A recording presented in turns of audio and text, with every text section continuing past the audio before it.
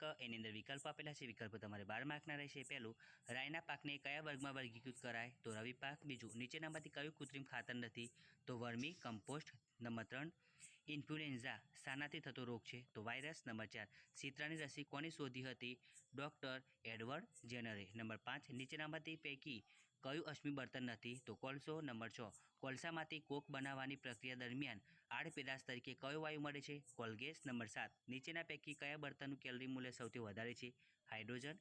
Number 8, petrol અને તેલથી લાગેલી આગ બુઝાવવા માટે કયો ઉત્તમ અગ્નિશામક છે? તો કાર્બન ડાયોક્સાઇડ।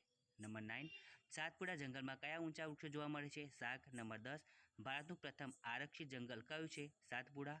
11 નંબર, કલિકાર સર્જન પદ્ધતિથી અલિંગી પ્રજનન કરતું એક કોષી સજીવ કયું છે? ઈસ્ટ। નંબર 12, નીચેના પૈકી કયું સ્ત્રી પ્રજનન અંગ નથી? તો મૂત્રાશય।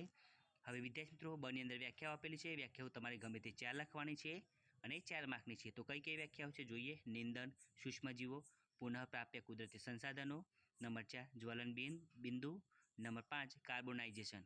તો વિદ્યાર્થી મિત્રો, એનું સોલ્યુશન તમારે જાતે કરવાનું રહેશે। પ્રશ્ન 2 નીચેના પ્રશ્નો એક વાક્યમાં ઉત્તર લખો। પ્રશ્ન 2 તમારે 10 માર્કનો રહેશે। પહેલું, વાવતી વખતે બીજ જમીનમાં ઢંકાયેલું શા માટે રહેવું જોઈએ? બીજું, સિમ્બી કુળની વનસ્પતિના મૂળની મૂળ ગંડિકાઓમાં કયા બેક્ટેરિયા વસવાટ કરે છે? નંબર 3, કોલસાનું કયું ઉત્પાદન ધાતુ નિષ્કર્ષણ વપરાય છે?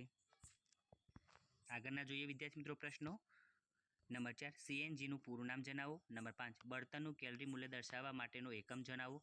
નંબર 6, જ્વલનશીલ પદાર્થ કોને કહેવાય? નંબર 7, નાશપ્રાય જાતિ કોને કહે છે? નંબર 8, અભયારણ્યમાં શાના પર સંપૂર્ણ પ્રતિબંધ છે? નંબર 9, દ્વિભાજનથી પ્રજનન કરતા 2 સજીવના નામ આપો। નંબર 10, ટેસ્ટ ટ્યુબ બેબી કોને કહે છે? હવે બ, તફાવતના બે મુદ્દા લખો। ગમે તે 3 લખવાના છે। બ તમારે 6 માર્કનું રહેશે। પહેલું, ટપક પદ્ધતિ અને ફુવારા પદ્ધતિ। બીજું, એલપીજી અને સીએનજી। નંબર 3, પ્રાણી સંગ્રહાલય અને વન્ય પ્રાણી અભયારણ્ય। નંબર 4, ફલિતાન અને ગર્ભ। હવે પ્રશ્ન 3 એની અંદર વિદ્યાર્થીઓ આકૃતિ દોરી વર્ણન કરવાનું છે પ્રયોગોનું। ગમે તે 2 પ્રયોગો તમારે લખવાના છે અને 10 માર્કનું છે। તો પહેલું, દહન માટે હવા જરૂરી છે તે દર્શાવો। બીજું, છોડની સારી વૃદ્ધિ થવા માટે કુદરતી ખાતર અને કૃત્રિમ ખાતર જરૂરી છે તે દર્શાવો। નંબર 3, શર્કરામાં ઈસ્ટ વડે થતી આથવણની પ્રક્રિયાનું નિરીક્ષણ કરવું। હવે બ, એની અંદર વૈજ્ઞાનિક કારણો આપી સમજાવો। ગમે તે 3 લખવાના છે વિદ્યાર્થી મિત્રો। બ તમારે 6 માર્કનું રહેશે। પહેલું, પાકની ફેરબદલી કરવી જોઈએ। બીજું, લીલ સ્વયંપોષી સજીવ છે। નંબર 3, પેટ્રોલ અને ડીઝલ જેવા બળતણોનો ઉપયોગ વિવેકપૂર્ણ રીતે કરવો જોઈએ। નંબર 4, વન નાબૂદીથી ગ્લોબલ વોર્મિંગ થાય છે। હવે પ્રશ્ન 4 એની અંદર મુદ્દાસર ઉત્તર લખો। ગમે તે 2 લખવાના છે। પ્રશ્ન 4 તમારે 8 માર્કનું રહેશે। પહેલું, અશ્મિ બળતણોના વપરાશની નુકસાનકારક અસરો જણાવો। બીજું, આગનું નિયંત્રણ કઈ રીતે કરી શકાય?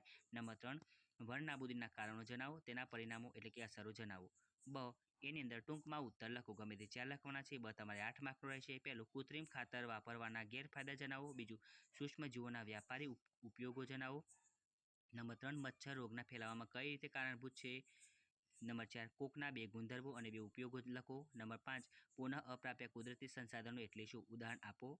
હવે પ્રશ્ન 5 એની અંદર નીચેના પ્રશ્નના ટૂંકમાં ઉત્તર લખો। ગમે તે 4 લખવાના છે અને પ્રશ્ન 5 તમારે 8 માર્કનો રહેશે। પહેલું, દહનના પ્રકારો જણાવો। બીજું, આદર્શ બળતણ એટલે શું? તે કેવા ગુણો ધરાવતું હોવું જોઈએ? નંબર 3, આપણે જૈવ વિવિધતાનું સંરક્ષણ શા માટે કરવું જોઈએ? નંબર 4, જૈવવર્ણ આરક્ષિત વિસ્તાર વિશે ટૂંકમાં સમજાવો। નંબર 5, મનુષ્યમાં ફલનની પ્રક્રિયા સમજાવો।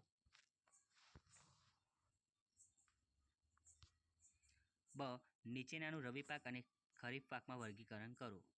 બ તમારે 4 માર્કનું રહેશે। મગફળી, વટાણા, ડાંગર, ચણા, સોયાબીન, મકાઈ, રાઈ અને ઘઉં।